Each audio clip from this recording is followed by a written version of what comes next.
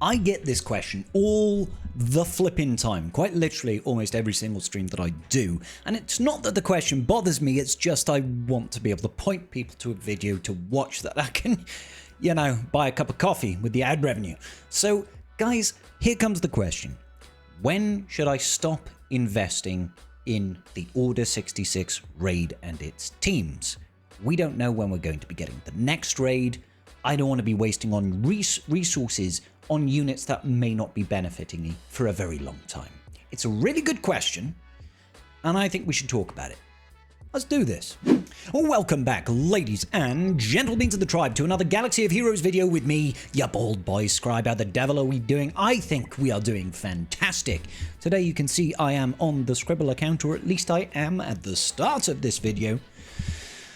And today we are going to be talking all things Order 66 raid. Now, it should come as no surprise to you that I am a person that heavily encourages people to invest in the Order 66 raid just as a general rule of thumb. And it's not because it's the Order 66 raid, it's generally speaking any raid that is active and featured at the time of me making this video. So to shine a little bit of a light on how raiding works in Galaxy of Heroes, if you are unfamiliar, every so often we get a new raid. You know, it's been leaning into about once every year we get a raid, but we'll see how that develops long term. When the new raid comes out, it becomes the featured raid, and you can tell that by the nice little gold border with the little green tag saying featured. And what that means is this is the raid that will give you the best rewards in the game. As soon as a new raid comes in, it becomes the featured raid, and that is where you will get limited mats that are incredibly valuable. The limited mats that I am talking about are these Mark III raid tokens. This is gold dust, okay, in every sense of the word. The only way you will be able to acquire these materials is by playing the featured raid. Now, obviously, featured raids have specific units that you can actually use in them. You can't just use any units in your roster. There is a very good reason for that. It's because CG wants to force you to invest in certain teams. Also, I imagine from a mechanics perspective, it is a lot easier for CG to design a raid that has a certain level of approach and mechanics when they have a limited pool of characters that can play. When we've got all 300 plus characters and we've got all the galactic legends that we have, we would just stomp over raids as soon as they are released, and that's a problem for CG. Now, it's not really a problem for us outside of the fact that CG doesn't want us to use our full rosters, because we would completely trivialize every new raid that comes out within like the first 5 minutes basically, and they probably spend the better part of a year working on these, so they kind of want to stretch out the life cycle of raids. I get it, it makes sense. Good for CG, not great for us, but we will persevere. When it comes to this raid, it has been out since about June, July, I want to say, so it's safe to say that we are probably halfway through its life cycle. Now, I know if we look back historically, there have been periods of like 9 months-ish where a new raid has come around. I believe it was about 9 months after the Naboo raid dropped, we got Order 66. Could have been the other way around with Speeder Bike raid, I can't remember. And CG's latest position on this, based on old posts, I'll see if I can find it, is that they expect a new raid to come out roughly every 12 months, 9 to 12 months, roughly. So we could be seeing a new raid in the short term, or it could take a little bit longer. Now, I personally think that we are not going to see a new raid for at least another 6 months. The reason I say that is because the era structure, the era system that we have put together right now is very different to what we've experienced in the past. It's very different to how we used to have characters. We have to wait a little bit longer for these characters to actually come into the game and to be actually usable. You can't just use a character right off the rip from the David's Marquee straight into the raids. And I don't think that CG is going to make era-based raid content, because that's more or less what Colosseum is, just on a solo basis. So I feel like we need a longer lead time going into the next raid so that CG can get their stuff together and think about how they want to actually implement it. Because I can't see them letting us have this set of marquees in the raid, and if it's going to be the next set, I think they need to telegraph it. Now, we are probably going to get an announcement from CG today about the next era, giving us all the kits, and I will do a video on that. Stay tuned. Stay tuned, ladies and gentlemen. So I personally, I don't think it's going to be this next era. And if it's not this next era, we can at least push the raid out another 6 months, in my opinion. In my opinion.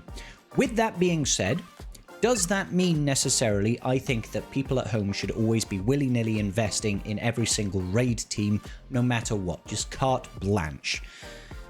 Generally speaking, I think no. Okay? However, there are a few exceptions. The changes that we had into the game recently with the anniversary update introduced Relic Delta. And Relic Delta has got some really good positives.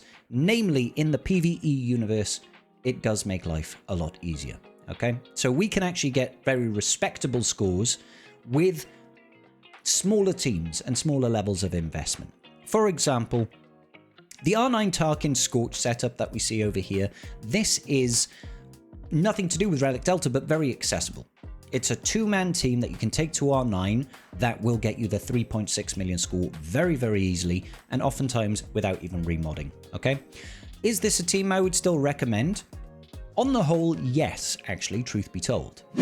Now, the reason I say that is Tarkin is still a requirement for Lord Vader at Relic 7 at the very least, and generally speaking, Lord Vader with Darkside clones wants as much relic level as you could possibly have, so R9 is never a bad thing. The reason Lord Vader wants that is because his specials will actually increase mastery, and his his ultimate, I'm thinking Limit Break from Final Fantasy. Now that's got to be a childhood memory kicking through. His ultimate actually benefits the more relic levels that are on your team. Full Relic 9 Lord Vader operates very, very differently to a Lord Vader team that's got maybe a Relic 7 Lord Vader and Relic 5 Darkside clones. Having more relic levels makes the team more valuable, and he's still actually a very good defensive team even to this day. Yes, despite the jokes that we like to call him Lord Failure, he does still have some viability, and that's only going to improve with more relics.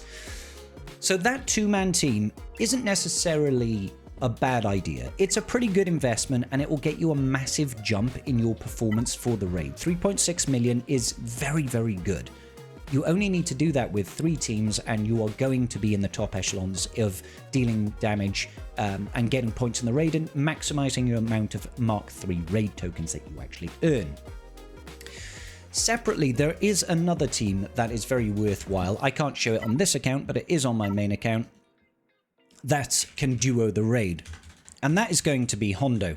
Okay, so Pirate King Hondo over here, alongside OG Hondo, who I think must be in another team right now. I need to turn off this. So if we were to grab another Hondo over here, these two. The reason I say that Pirate King Hondo and OG Hondo is a good shout is because OG Hondo is a Relic 9 requirement for PK Hondo anyway. So you're going to have to Relic 9 OG Hondo if you want to have Pirate King Hondo. Pirate King Hondo is still a very useful GL both offensively and arguably defensively. Right now he's getting a little bit mollywopped by the Great Mothers, but c'est la vie. However, he does now have Smuggler's Run 3, which is yet to have its Relic 9 tier upgrade for the best source of mod slicing materials in the game. Like, it's the best one. Forget about Jabba. PK Hondo trumps him now in terms of economy performance, right? And as PK Hondo is a galactic legend, you definitely want to try and to take him up to as high relic levels as you possibly can. So in the long run, having a team like Pirate King Hondo and OG Hondo at Relic 9 for 3.6 million score in the raid is still actually a really good thing to do. Because yes, you will benefit from the raid, but you've already invested in characters that are worthwhile for your roster and long-term performance. And OG Hondo, like I said, he is an R9 requirement anyway. You're going to need to do that, no matter what. So those two teams already could get you to 7.2 million, right? 3.6 millions. And that is actually a really respectable score for just 2 teams. Now, there are another other teams that you can invest in, such as the Darkside clones at Relic 9 can actually do the 3.6 million, but it is like pulling your hair, and you still do want to have them at as high relic as you possibly can for your Lord Vader team. However, I really don't enjoy using those Darkside clones in the raid as a trio. They are painful, so much so that I don't even bother running it on my main account. I just stop at running 4 teams for 3.6 million because I don't need any more points. That being said, if you are already pushing for a maximal sort of Lord Vader team, then taking these 3 clones up to Relic 9, provided you have the mods and the patience to get that 3.6 score, isn't necessarily a bad thing. Failing that, I would still take them to at least Relic 7. These days and age, with Relic Delta being a thing, you actually do want to have teams at Relic 7 at the very minimum if you want to be competitive in TW and in a Grand Arena Championship. Otherwise, you do have a couple of other teams. For example, Keller and Beck, alongside Jocasta Nu, who granted is a conquest unit.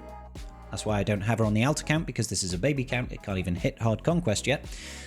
Is another team that can duo at the Relic 9 tier. Now, the only reason I wouldn't necessarily full ball recommend this particular squad is just because they're not that great. Like, Keller and Beck is fine and has got decent usability in stuff like Territory Wars, and Jocasta Nu is okay, but Jedi Master Mace Windu, generally speaking, is just kind of a TB team. He's got TW Omicrons, but he never seems to really do a whole lot. Feel like there is something missing from that team, and having R9 Jocasta Nu and Keller and Beck doesn't really feel like it plugs any holes or provides any benefit in any other sort of economy event in the game. Now, you could do it if you want, but I would certainly say that Pirate King Hondo and OG Hondo is a better investment, and probably Tarkin Scorches as well, just because of the benefits that you'll get. Tarkin also now goes into a Stranger Squad once we get Maul, and he's dropping into the actual Legacy event of the game in, a week. Or alternatively, you can use OG Conquest Maul, and he will go straight into that Stranger team straight away. So there are always use cases for these things. There's always a reason to keep investing, right? There's always a reason to keep investing. Now, the rest of the guys, I wouldn't necessarily say. Yes, you can push things like Jedi Master Mace Windu and Depper and Temple Guard up to Relic 9 and stuff like that, but honestly, as I just said, they're not that great unless you really, really value Territory Battles teams for Rise of the Empire, and that's where they really shine. I wouldn't do it for the raid necessarily. Other teams, you can get some additional use if you high relic things like your Nest and your OG Hondo, and you can get some respectable scores, but I wouldn't at this point of the raid's life cycle necessarily push crazy hard unless you really, really want to. It is very valuable. It is very valuable, and it is possibly the second best economy event in the game. The raid, just in general. This is better than GAC in terms of what it gives your account. It's better than TB because you're going to run it twice as frequently, and you're going to get materials that you can choose how to invest your characters and how to build those higher relics, rather than being given, sort of blanket rewards that you might not necessarily need. The raid is better in that respect. The only thing in this game that gets you better return on your investment is fleet. Fleet requires proportionally far less investment to perform well, but gives you 400 crystals every single day if you can hit the top of fleet. So once you're dominating fleet, I really do believe that the place people should be investing, and I say this almost blanket case across the board, should be get into the raid. Even with 6 months left, if you take the approach that I'm talking about here, where you're investing in teams that bring you good value to your roster regardless, and get you the maximum amount of score for the minimum number of units invested in. So if you just did PK Hondo and OG Hondo, yes, sure, you have to get a GL. Crimea River, you get a GL, right? Or you go Tarkin Scorch, just 4 Relic 9s in that case, you will get a big chunk of your score all the way up. Just having Bo-Katan Mandalore, for example, that means that you're going to have a Keller and Beck at Relic 7, and a Relic 7 Keller and Beck can get 600,000 points on his own. I have a video on that. I have a video on every raid team, to be honest. Almost every raid team. So there's always value in it, and you'll always be able to get a very respectable score inside of the raid if you take that right approach. I do recommend doing it for now until CG says we are getting a new raid. I would probably still be making investments in certain teams to improve my performance and really maximize the amount of this currency that you get. This is the best source of getting ourselves those high-level relic mats, your aero mags, your impulse detectors. Heck, you're good at keypads even at a pinch. I wouldn't necessarily go for your corrupted signal data. We're always going to be hampered by coaxial servo motors, and honestly, you're probably better off farming low-tier signal data and converting it to corrupted, rather than spending the hefty price of Mark III on them. Now, girder keypads you can get from certain events like Duel of the Fates and potentially Peridia Patrol, or you can convert your gear if you do not need it any longer.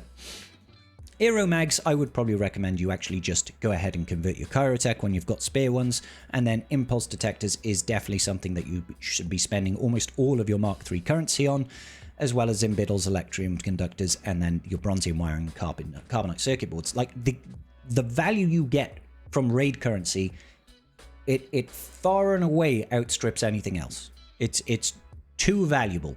So it's very important that we get as much points as we possibly can from this raid. And as soon as we find out what the next raid is, you can bet your bottom dollar that I'm going to be telling you guys, start investing in your raid teams right away, because you do not want to be going down from, like, you know, 6,000 Mark III currency every week to nothing when the new raid hits. You want to prep yourself as soon as possible so you can benefit from that raid for the maximum amount of time. All right, sick. I'm not going to go over every single raid team, just the high level teams. Anytime you can short man, 1-man, 2-man raid and get high scores, that's the level of investment that you want to look for. Minimal amount of investment in terms of number of units for the maximum amount of points is where you want to live, so that you can use that to feed into your roster to get more and more and more relic mats. Obviously, if you can do that in characters that give your account a massive boost anyway, all the better. Ladies and gentlemen, let me know which teams you like in the comment section down below, and I will see you all in the very next video. Peace out, and may the Force be with you.